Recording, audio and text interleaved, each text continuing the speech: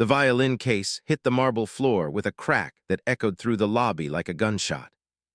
Maya's fingers trembled as she bent to retrieve it, her worn sneakers squeaking against polished stone that probably cost more than everything she owned. The hotel chandelier above cast fractured light across her dark skin, and she could feel every eye in the room turn toward her like searchlights finding their target. "Did you just see that?" The voice carried across the space with the kind of volume that came from never being told to lower it. "Security lets anyone walk in here now, apparently." The man speaking wore a suit that whispered wealth with every thread. Gold cufflinks caught the light as he gestured toward Maya with his champagne flute, his lips curled into something between a smirk and a sneer. His companions laughed on cue, their practiced chuckles filling the silence like trained seals performing for scraps. Maya clutched the violin case to her chest and tried to make herself smaller, tried to remember why she'd agreed to come here at all. The audition invitation had arrived 3 weeks ago on cream-colored paper, so thick it felt like fabric between her fingers. The Metropolitan Youth Orchestra, a full scholarship, a chance. Miss Chen had cried when Maya showed her the letter. Actual tears streaming down her wrinkled face in the cramped apartment that served as both home and music studio for a dozen kids from the East Side. "Excuse me?" A security guard materialized beside her, his hand already reaching for her elbow. "Do you have authorization to be in this area?" "I have an audition," Maya said, her voice coming out smaller than she'd intended. "Room 447. At 2 o'clock. The guard's expression didn't change, but his grip tightened slightly. "The service entrance is around back." "I'm not," Maya started, but the words caught in her throat as heat flooded her face. "Oh, this is rich." The man in the expensive suit had moved closer now, bringing his audience with him. "Let me guess, diversity initiative. They're really scraping the bottom of the barrel these days." He took a long sip of his champagne, his eyes never leaving Maya's face. "What's next? Letting homeless people into the Philharmonic. Maybe we should just hand out Stradivarius violins at the shelter." His name was Richard Carmichael, though Maya wouldn't learn that until later. Third-generation wealth, real estate empire. Board member of half the cultural institutions in the city. The kind of man who'd never been told no in a way that mattered, never faced a consequence that couldn't be bought off or swept away. "Sir, I really do have an audition." Maya tried again, pulling the crumpled invitation from her jacket pocket. The paper had gotten soft from how many times she'd unfolded it, touched it, traced her fingers over the embossed letterhead to make sure it was real. Carmichael plucked it from her hand with 2 fingers, holding it away from himself like it might be contaminated. He made a show of examining it, tilting his head, squinting theatrically. "Fascinating. They're really committing to the bit, aren't they?" He turned to his friends. $500 says this girl can't play a single piece, not really. Probably learned some simple tune by ear, and someone felt sorry for her. The lobby had gone completely quiet now. Even the tinkling fountain in the corner seemed to have stopped. Maya could hear her own heartbeat in her ears, could feel sweat gathering at the small of her back despite the aggressive air conditioning. "I can play," she whispered. "What was that?" Carmichael leaned in, cupping his ear in mock solicitude. "Speak up, sweetheart. If you're going to waste everyone's time, at least do it with conviction." "I said I can play. Prove it." He gestured to the grand piano in the corner of the lobby, ornamental and expensive. Probably never actually used. "Right now, play something, anything." His smile widened, showing too many teeth. "Unless you're afraid." Maya's hands had gone numb. This wasn't how it was supposed to happen. She was supposed to go upstairs, to the quiet room where the audition panel waited, where she could close her eyes and let the music speak for itself. Not here. Not like this. Not with him staring at her like she was something he'd found on the bottom of his shoe. "There's no accompanist," she managed. "Oh, how convenient." Carmichael turned to his audience, spreading his hands. "Always an excuse with these people, isn't there?" The words hit Maya like a physical blow. These people. She'd heard variations of it her whole life, in 1,000 different contexts, from teachers who looked past her raised hand, from store clerks who followed her through aisles, from guidance counselors who suggested trade schools when she mentioned Juilliard. But it never stopped stinging, never stopped feeling like a door slamming in her face. She thought about her mother then, couldn't help it. The memory came unbidden, sharp and clear despite the 7 years that had passed. Her mother in their old kitchen, humming while she braided Maya's hair, her fingers gentle and sure. Her mother who cleaned office buildings at night and took double shifts to afford the second-hand violin from the pawn shop. Her mother who never got to see Maya's first real recital because the cancer moved too fast, too hungry, too thorough. The hospital had been cold and bright and smelled like disinfectant trying to cover something worse. Maya had sat beside her mother's bed holding her hand, feeling how thin it had become, how the bones pressed against skin like they were trying to escape. Her mother's voice had been whisper-soft but fierce when she'd said, "Promise me you'll keep playing. Promise me you won't let anyone make you small." Maya had promised. And she'd kept that promise through foster care and group homes, and finally Miss Chen's apartment, where she'd found something like stability. She'd kept it through years of practice that left her fingers bleeding and her arms aching. She'd kept it through scholarships declined and opportunities that evaporated when people saw her face. She'd kept it because her mother had believed in her with a faith that transcended death. "I'll play alone," Maya heard herself say. The voice didn't sound like hers. It sounded older, steadier, like someone else had temporarily taken residence in her body. It sounded like her mother's voice, actually. That same quiet steel. She moved to the piano before she could change her mind, set her violin case on top, and opened it with fingers that had somehow stopped shaking. The instrument inside wasn't beautiful by any objective standard. The varnish was worn, the strings slightly mismatched from replacement, the chin rest held on with electrical tape that Miss Chen had applied with careful precision. But it was hers. The only thing of value she owned, the last connection to her mother who'd saved for 6 months to buy it. Maya lifted it to her shoulder and felt the familiar weight settle against her collarbone. She closed her eyes and tried to remember what Miss Chen always said. The music doesn't care who's listening. The music doesn't care where you come from. The music only cares what you have to say. She chose Tchaikovsky, Violin Concerto in D major, a piece so technically demanding that even professional violinists approached it with respect and preparation. A piece that required absolute precision, emotional depth, and control that most people spent decades developing. A piece her mother had loved, had played on scratchy recordings in their apartment until Maya knew every note, every phrase, every moment of heartbreaking beauty. The first notes hung in the air like suspended glass, pure and crystalline. Maya's fingers found their positions with the kind of muscle memory that came from 10,000 hours of practice in a cramped apartment where the neighbors complained about the noise. Her bow arm moved with fluid grace, drawing out phrases that seemed to paint the air itself.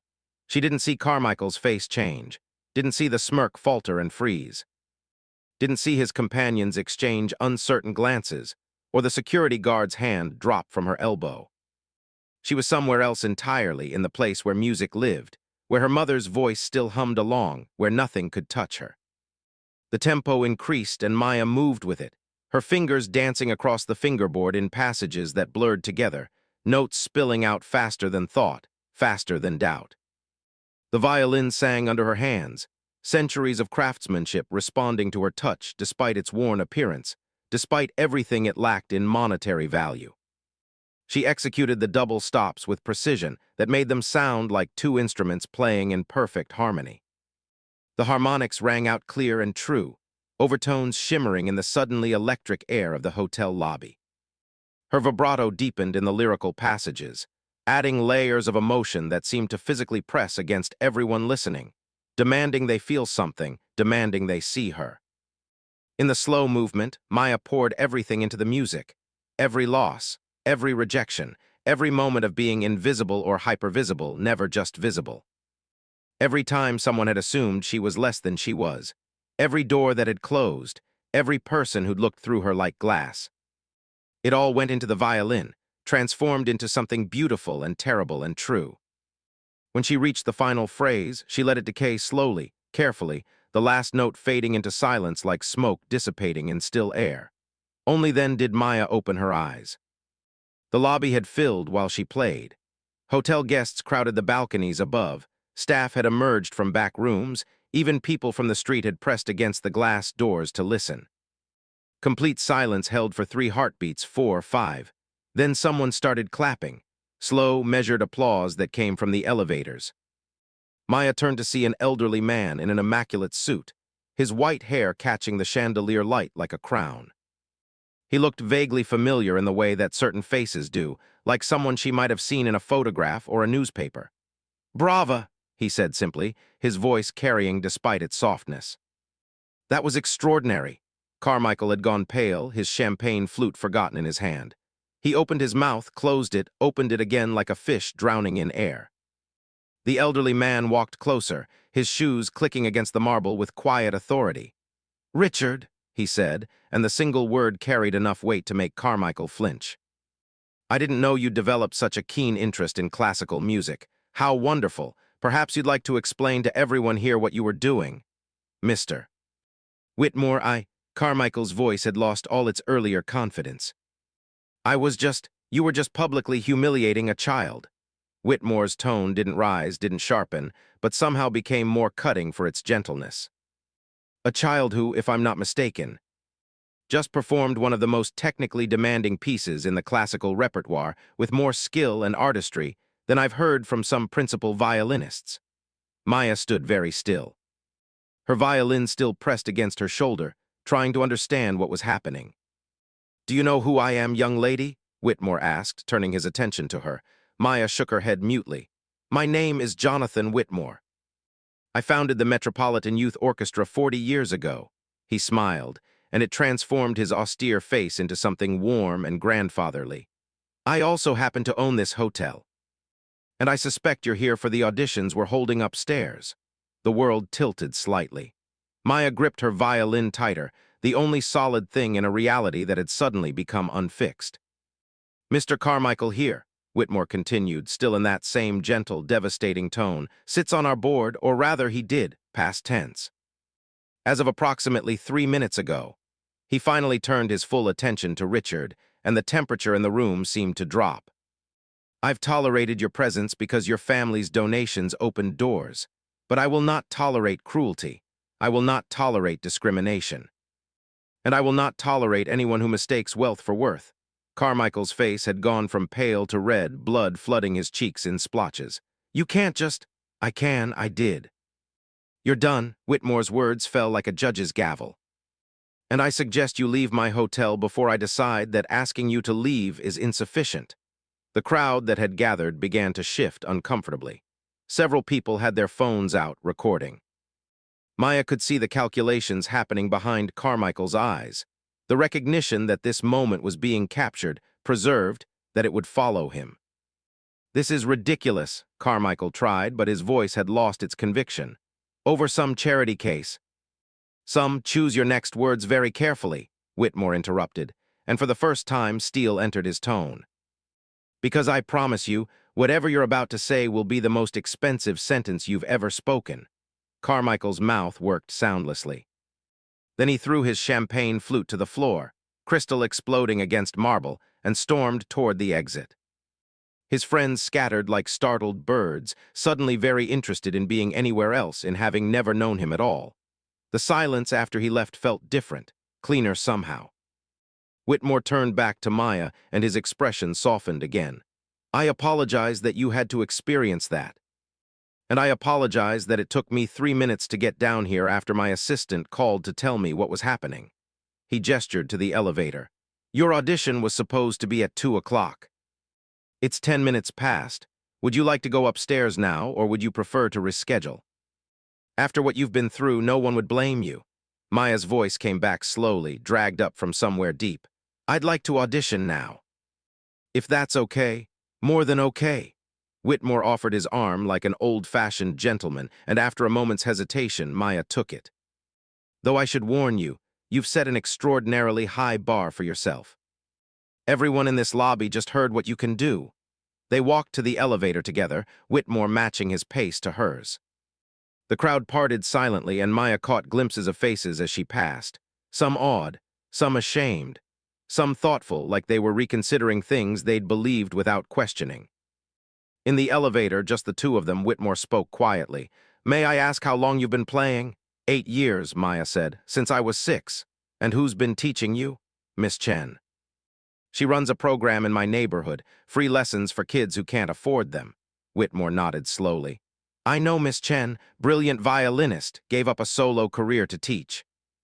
I've been trying to get funding approved for her program for years, but there's always resistance on the board. He smiled grimly. I suspect I'll have much less resistance now. The elevator opened onto a quiet hallway, plush carpet muffling their footsteps. Whitmore led her to a door marked with a discreet bronze plaque and knocked twice before entering.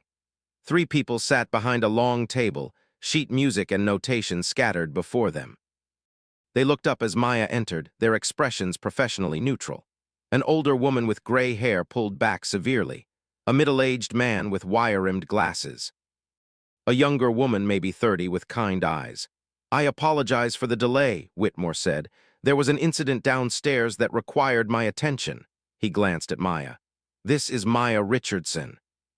I've heard her play. You're about to hear something remarkable. He withdrew, closing the door softly behind him, and Maya was alone with the panel. Whenever you're ready, the older woman said. Maya lifted her violin and realized her hands were shaking again. Not from fear this time, from everything. From adrenaline and anger and triumph and exhaustion all mixed together until she couldn't separate one from another. She thought about her mother again. About cleaning offices in the middle of the night. About medical bills that arrived like accusatory letters, mounting and unpayable. About a funeral that she was too young to really understand, but old enough to feel completely. About Miss Chen finding her 6 months later, withdrawn and silent, and pressing a violin into her hands with no explanation except. Try this. She thought about every person who'd ever looked at her and made assumptions.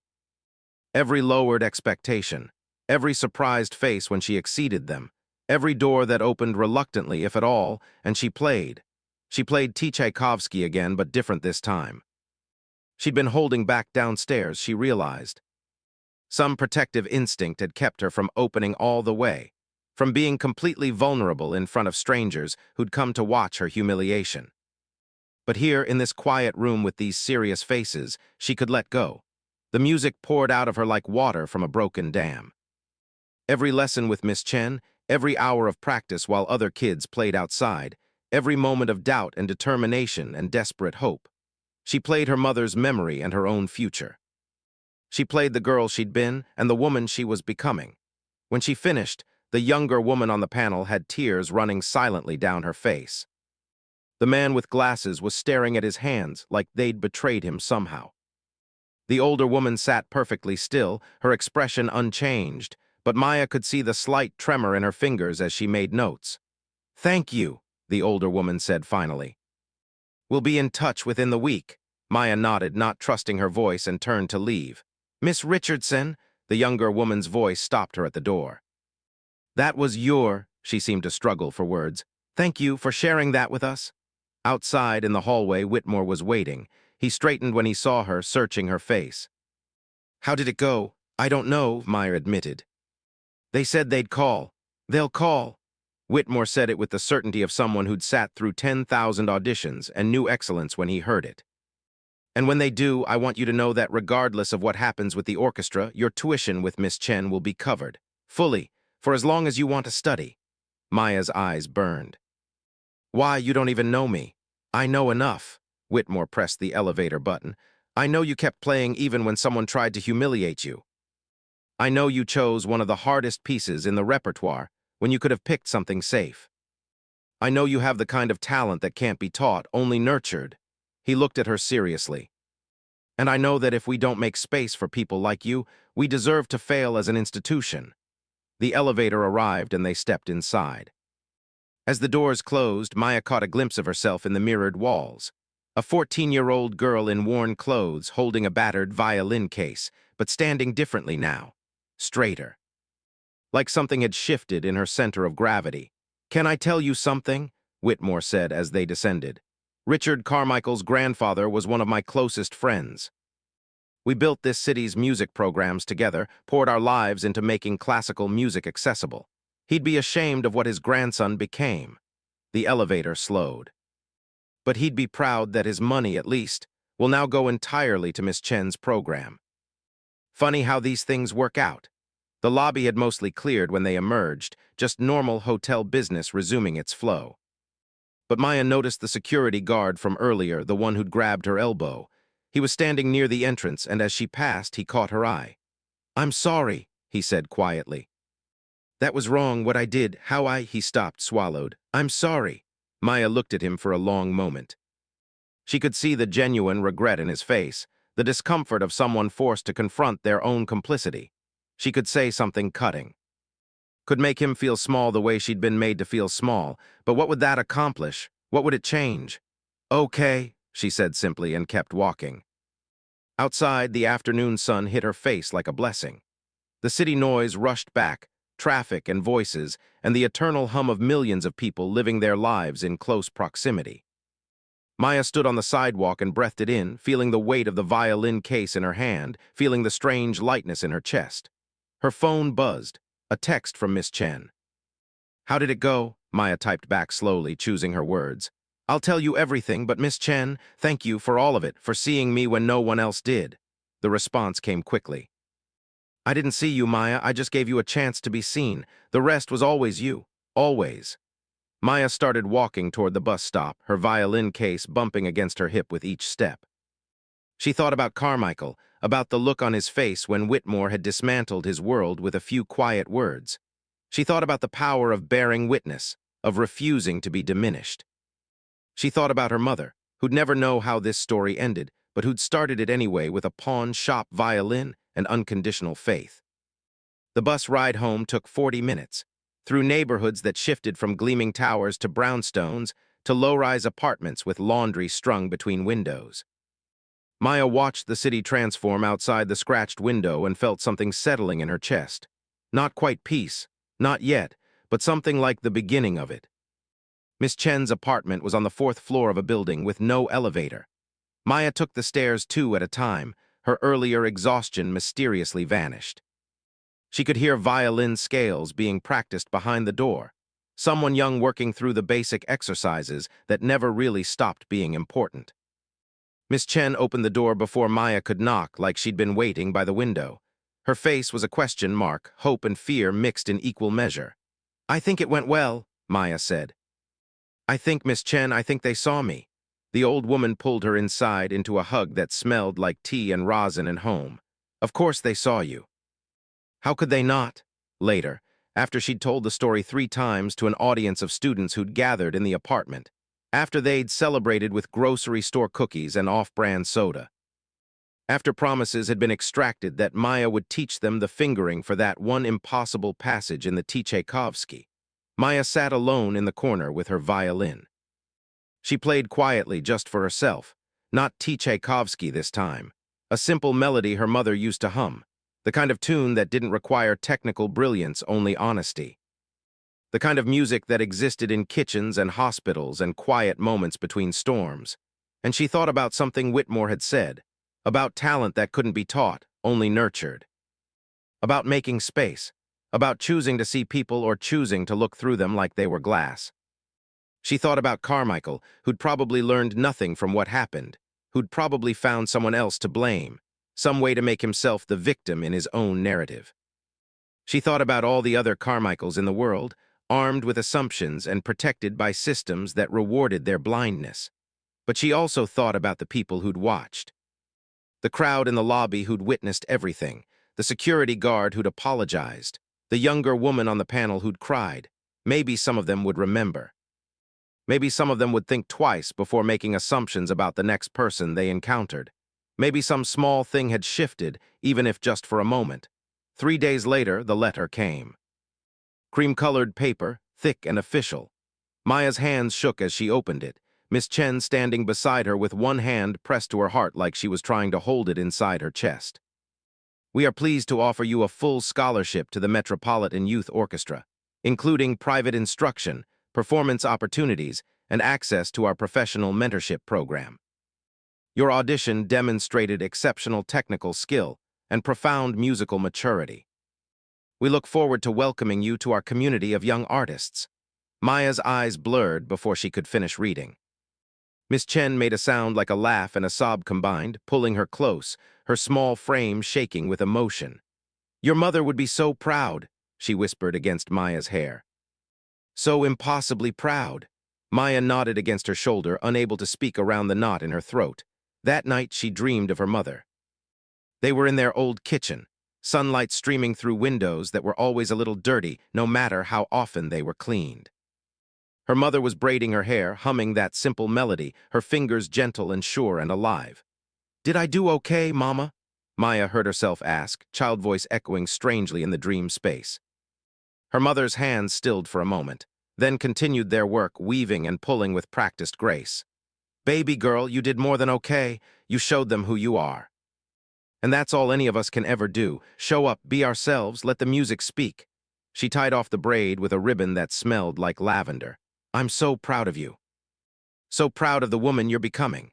Maya woke with her pillow wet and her heart full, the dream fading but the feeling remaining, warm and solid in her chest. The first rehearsal with the orchestra was on a Saturday morning in September. Maya arrived early, violin case clutched to her chest, wearing a dress Miss Chen had bought her for the occasion. The rehearsal hall was in a building she'd walked past 100 times but never entered, its marble facade always seeming to say, "Not for you." She pushed through the doors anyway. Inside, other young musicians were warming up, their instruments creating a chaotic symphony of scales and fragments. Maya found her seat, second violin, first chair, and sat up quietly. A few people glanced at her, some smiled, some didn't. She was used to being the only black face in spaces like this. It didn't sting the way it once had. The conductor walked in, an intense woman in her 50s with wild, curly hair and eyes that seemed to see everything. She tapped her baton and the noise settled instantly. "Welcome to the Metropolitan Youth Orchestra. Some of you are returning members, some of you are new." Her eyes found Maya and lingered for just a moment. "All of you earned your place here. Remember that. When things get hard, when you want to quit, when someone tells you you don't belong, remember that you earned this." They began with a piece Maya knew, Vivaldi's Four Seasons. Simple enough. Familiar. But as they played, as her bow moved in synchronization with a dozen others, as the music swelled and filled the space with sound that seemed to have physical weight, Maya felt something shift inside her chest. This was what her mother had wanted. Not fame, not wealth, just this. The pure joy of creation, the privilege of being part of something larger than yourself. The opportunity to speak a language that transcended words, that connected human beings across every boundary society tried to build. During the break, a boy approached her. Tall, lanky with braces and nervous energy radiating from him like heat. "You're Maya, right? The one who auditioned in the hotel lobby?" She tensed, waiting for judgment for the story to have been twisted in the retelling. "Yeah, that was insane. I saw the video." "You destroyed that guy," he grinned, pulling out his phone. "It's got like 2 million views now. People are calling it Violin Girl Humbles Millionaire. It's all over Twitter and TikTok. My sister sent it to me and I was like, no way, that girl's going to be in my orchestra." Maya blinked. "What?" He showed her the screen. There it was. Footage from multiple angles, people in the lobby had filmed everything. Carmichael's sneer, her performance, Whitmore's quiet devastation of everything Carmichael represented. The comments scrolled endlessly. Supportive, angry, inspired, argumentative, the whole messy spectrum of human response. "I don't know if that's good or bad," Maya admitted, feeling strange about the exposure, about strangers watching what had been the most vulnerable moment of her life. The boy shrugged. "Maybe both. But at least people are talking about it, about why it matters, about who gets access and who doesn't, about how we treat people based on assumptions." He pocketed his phone. "That's something right." Maybe it was, Maya wasn't sure yet. The rehearsal resumed, and the afternoon passed in a blur of music and correction and moments of surprising beauty when everything aligned. When it ended, Maya packed her violin carefully, reverently, the way Miss Chen had taught her to treat the instrument like the precious thing it was. As she headed for the exit, she found Whitmore waiting in the hallway, hands clasped behind his back like he had all the time in the world. "How was it?" he asked. "Perfect," Maya said honestly. "Absolutely perfect. Good." He smiled, the expression crinkling the corners of his eyes. "I wanted to tell you something. Richard Carmichael tried to sue me." For defamation and wrongful removal from the board, his lawyers sent a very impressive letter full of threats and legal terminology. Maya's stomach dropped. What happened? I sent them the video. All of it from multiple angles, with timestamps and witness statements. Whitmore's smile widened into something wolfish. They withdrew the suit within 24 hours. And Richard's family has quietly removed him from all their business operations. Apparently, viral videos of you mocking a child don't play well with investors or clients. I'm sorry you had to deal with that. Don't be. It was the most fun I've had in years. Whitmore's expression turned serious, the lightness dropping away. But I want you to understand something, Maya. What happened that day was extraordinary, but it was also ordinary. People like Richard exist everywhere in every institution, in every space where power concentrates. They'll doubt you, dismiss you, try to make you small, and you won't always have someone like me arriving at the perfect moment to defend you. I know, Maya said quietly. But what you did, choosing to play anyway, refusing to be diminished, trusting in your own worth, that's the real victory. Not what happened to him, what happened to you. The fact that you stood there and made them see you, that's power they can't take away, no matter what they do. Maya nodded, feeling the weight of the words settle somewhere deep. One more thing, Whitmore said. I've been in this business for 40 years. I've heard thousands of young musicians, some technically brilliant, some emotionally profound. But only a handful who were both. He looked at her intently, his gaze steady and unwavering. You're both, Maya. Don't ever forget that. Don't let anyone convince you you're less than you are. And don't let success convince you you're more. Just keep being exactly who you are. He left her there in the hallway, his footsteps echoing away down the corridor. Maya stood alone with her violin case and her thoughts, and the future stretching out before her like an unwritten symphony. She thought about the long road ahead. The practice and doubt and moments of wanting to quit.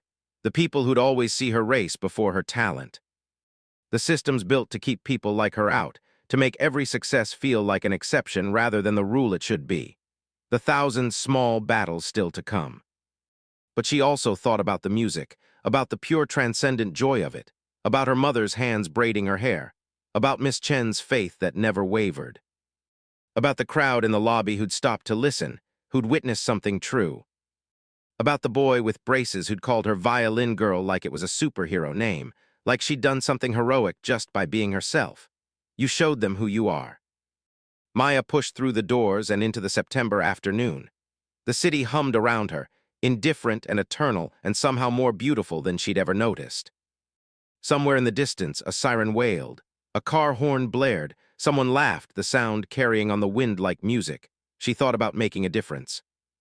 About changing minds one performance at a time. About the long, slow work of being excellent in spaces that didn't want you, that had to be forced to make room. About showing up anyway, again and again, until your presence became undeniable. Because here's the truth that Carmichael never learned, that people like him refuse to see. Talent doesn't care about your assumptions. Brilliance doesn't ask permission. And music, real music, honest music, music that comes from somewhere deep and true, can't be silenced by prejudice or bought off with champagne and contempt. Maya had played in that lobby not to prove something to Carmichael. She'd played because she had to, because the music demanded it, because her mother's memory required it, because Miss Chen's faith deserved it, because she owed it to herself and to every other kid who'd ever been told they didn't belong. And in that moment, standing on the steps with the afternoon light on her face and the weight of her violin in her hand, Maya understood something fundamental. The victory wasn't that Carmichael lost his position or his lawsuit or his pride. The victory was that she'd stood there, 14 years old and terrified and alone, and chosen courage. Chosen to be seen. Chosen to trust that her talent was enough, that she was enough exactly as she was. That's the choice all of us face every single day, to shrink or to stand. To hide or to be witnessed. To accept other people's limitations or to define our own possibilities. To let fear win or to let faith carry us forward into the unknown. Maya Richardson chose to play. And in playing, she changed everything. Not the whole world. Not in one afternoon, not with one performance or one viral video or one moment of justice. But the world of everyone in that lobby who stopped to listen. The world of young musicians who saw the video and believed maybe they could do it too. The world of one security guard who apologized. The world of people who witnessed injustice and chose not to look away, chose to record it and share it and say, "This matters." That's how change happens. Not in grand gestures or single moments of triumph, but in 10,000 small decisions to be brave, to be excellent, to refuse diminishment. To show up and speak your truth and trust that someone somewhere will hear you and be changed by the hearing. So when you face your own moment, and you will, everyone does, remember Maya. Remember that scared 14-year-old girl who picked up her battered violin and played Tchaikovsky in a hotel lobby for an audience that came to mock her. Remember that she didn't need permission. She didn't need approval. She didn't need the perfect circumstances or the ideal conditions. She just needed courage and talent and the willingness to be seen, to be vulnerable, to risk failure in pursuit of something that mattered more than safety. And remember that the same choice is always available to you. In the meeting where someone dismisses your idea. In the classroom where the teacher doesn't call your name. In every space where people look through you like you're glass, like you're nothing, like you don't matter, you can shrink, or you can play, choose to be seen. Choose to trust that what you have to offer is enough, is more than enough, is exactly what the world needs even if it doesn't know it yet. Even if it resists and fights and tries to push you back into the box it's built for you. Because Maya's story isn't just about music. It's about recognition, about forcing spaces to make room, about the power of witnessing and being witnessed. About justice that arrives not because systems are fair but because someone chose courage, and that courage inspired others, and those others created change. Her mother never got to see her play at Lincoln Center or Carnegie Hall, never got to watch her daughter receive the scholarship or the standing ovations or the opportunities that would come later. But she planted the seed. She believed in potential when potential was all there was. She invested everything in a dream she wouldn't live to see fulfilled. And maybe that's the real lesson. We don't always get to see how our faith pays off, how our small acts of courage ripple outward in ways we can't predict or measure, how the seeds we plant grow into forests that shelter generations will never meet. But they do. Maya's mother bought a pawn shop violin and believed. Miss Chen gave free lessons and believed. Whitmore heard a girl play and believed. And Maya, standing in that lobby with her heart in her throat and her future on the line, believed in herself enough to try, to risk everything on one moment of truth. That's all any of us can do. Plant seeds, have faith, choose courage, and trust that somewhere down the line, in ways we might never see or understand, the music will speak for itself, the truth will rise. The light will break through. Maya walks home through the September afternoon with her violin and her dreams, and her mother's voice still humming in her memory. The city stretches out around her, full of stories like hers, full of people choosing courage or choosing fear, full of moments that matter and moments that pass unnoticed. But she knows now, with the certainty that comes from having survived and prevailed, that her story matters, that she matters. That the music she makes has power to change hearts and minds and systems, one note at a time, one performance at a time, one person at a time. And that's enough. That's everything.